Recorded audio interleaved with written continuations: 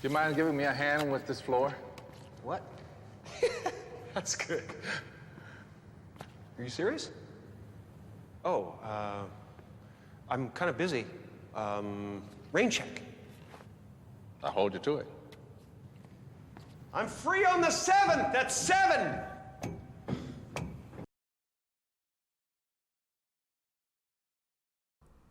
Lately, I have been really struggling with the books I'm reading because many of them feature outright racism, and some of them feature that bland type of racism that you mostly just kind of gloss over while you also internalize the message.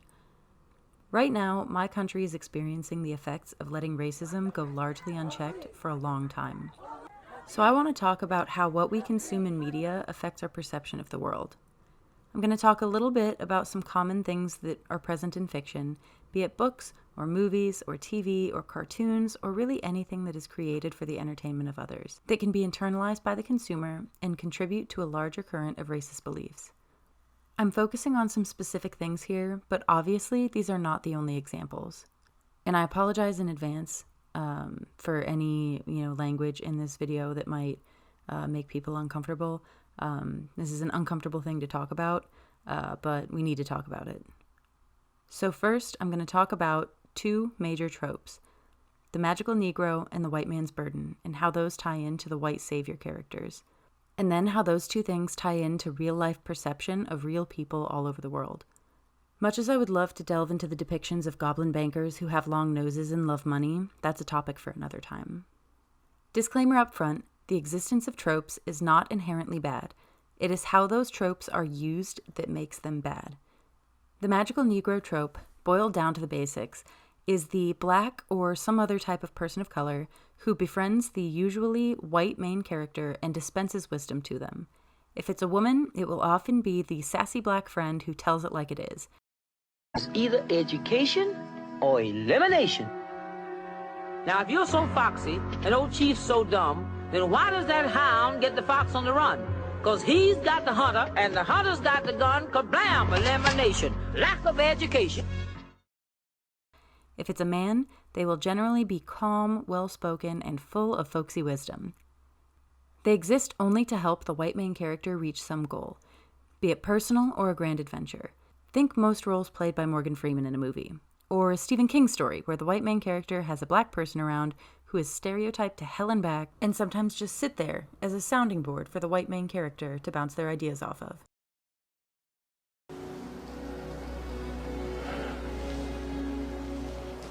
I don't think you ought to be doing this to yourself, Andy. This is just shitty pipe dreams.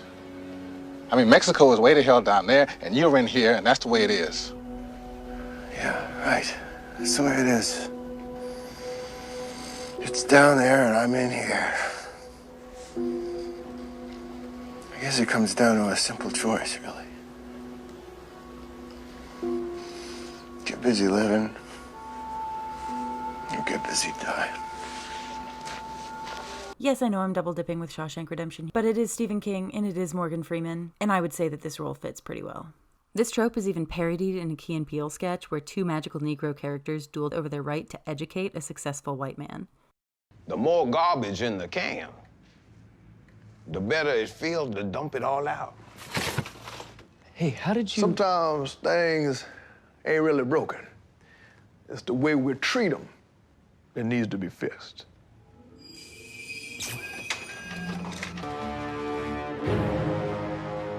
You need to find your own troubled white boy.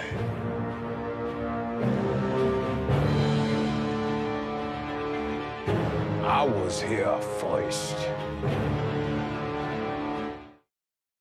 The Magical Negro trope often ties into another one, the white man's burden.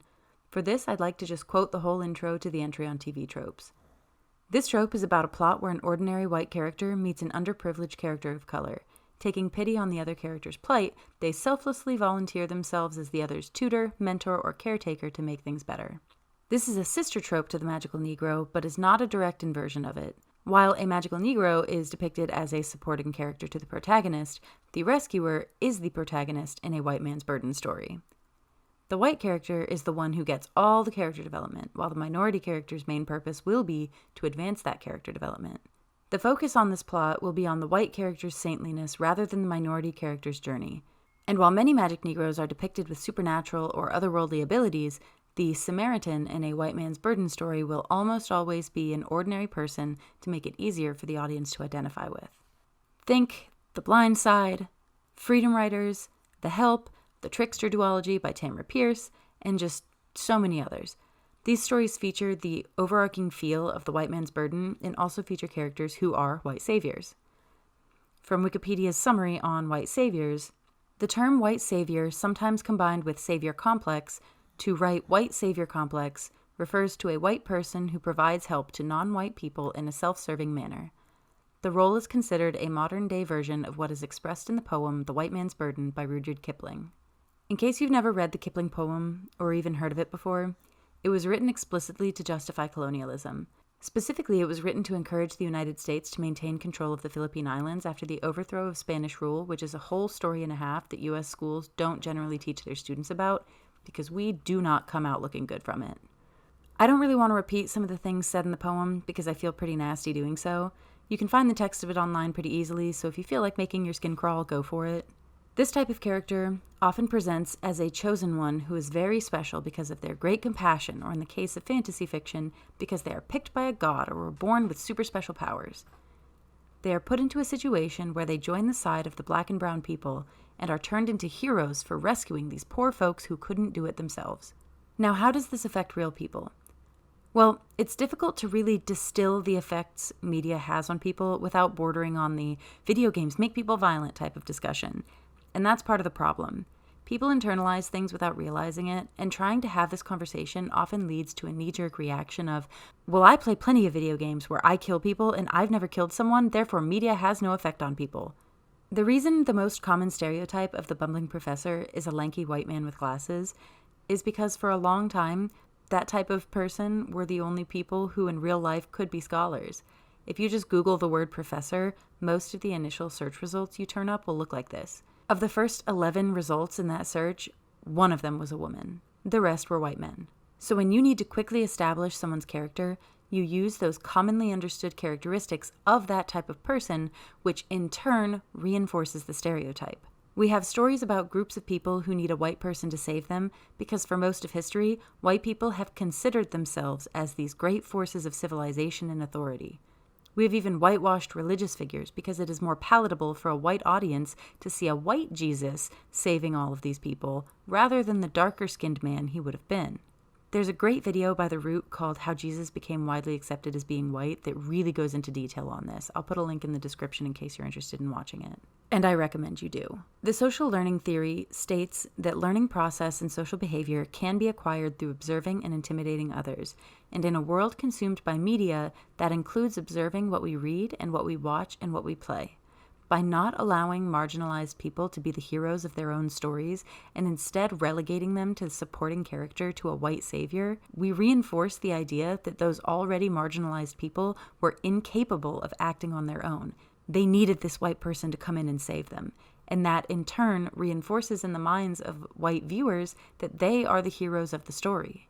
So for a person who has been raised to see themselves as the same as these heroes, it creates cognitive dissonance when confronted with the knowledge that we have actually been the baddies for much of history. So to get rid of that uncomfortable feeling, they double down and think, no, I'm not racist, history's not racist, we're the good guys, we've been bringing civilization to the world. Racism in media is everywhere, and it is not always the overt white person whipping a black person for talking back to them kind of racism.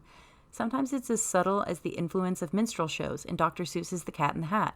That subtle kind is the more dangerous of the two, because it is easy to deny if you have a vested interest in claiming racism doesn't affect media and vice versa.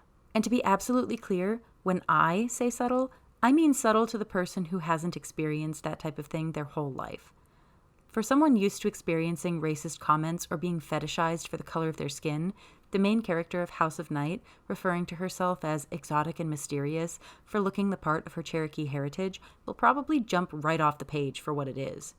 For the white reader, they might see the same thing, and the next time they look at a Native American woman, the words, "Ooh, she's exotic and mysterious, just like Zoe," will pop into their head to describe them. There's a really great but very dense article about the history of fantasy and why it is so white and male, and why it continues to be that way, called There and Back Again, Tolkien, Gamers, and the Remediation of Exclusion Through Fantasy Media by Emma Vossen. It's free to read online, and I will put a link in the description. I'll be linking a lot of resources in the description for anybody who is interested in further reading. I have barely scratched the surface here. And remember that I am just one white woman trying to explain this in as simple terms as I can to help spread understanding to other white people how we contribute to ongoing racism. I don't want to speak over the voices of Black people because they have firsthand experience of this and obviously do not need me explaining racism to them. In keeping with my other recent video, if you like this video, instead of going to my Patreon, take the time to sign some petitions or donate some money to bail funds or shelters or education programs. I will be providing a lot of links in the description with information on ways to help.